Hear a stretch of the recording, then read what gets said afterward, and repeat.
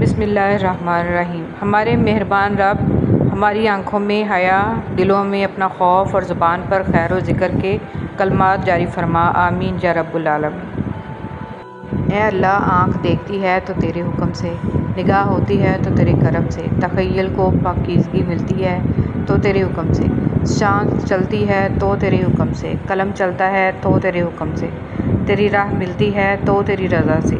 मेरे पास कुछ भी अपना नहीं है, सब तेरा ही तो है। तो आज तक मेहरबान रहा है, तूने मेहरबानियाँ ही की हैं। ना मेरे अमाल किसी काबिल हैं, ना मेरा वजूद।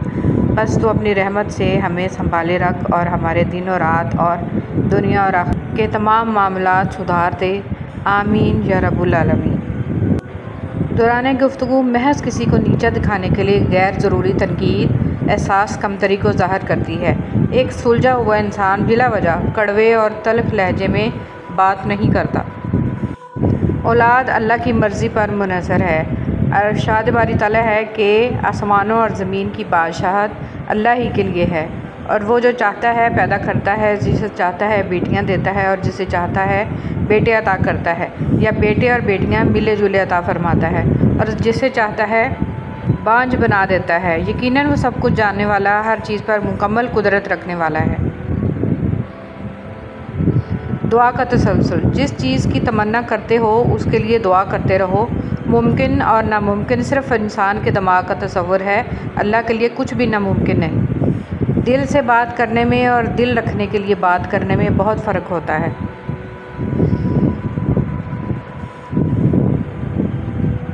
अल्लाह रब्बुल इज़्ज़त हर इस दिल की मदद करे जो मजबूत होने का दिखावा करता है और सबसे ज़्यादा टूटा हुआ है।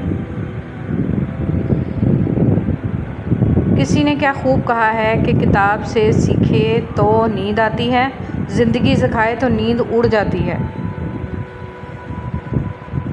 जब तुम किसी चीज़ को छोड़ देते हो तो वो मुरझा जाती है, लेकिन जब तुम कुरान को छोड़ते हो तो तुम खुद मुरझा जाते हो।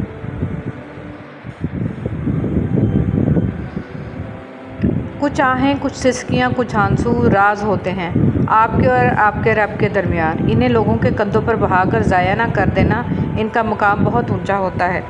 यह ज़मीन पर बहने से कबल अर्श वाले की निगाह में आते हैं।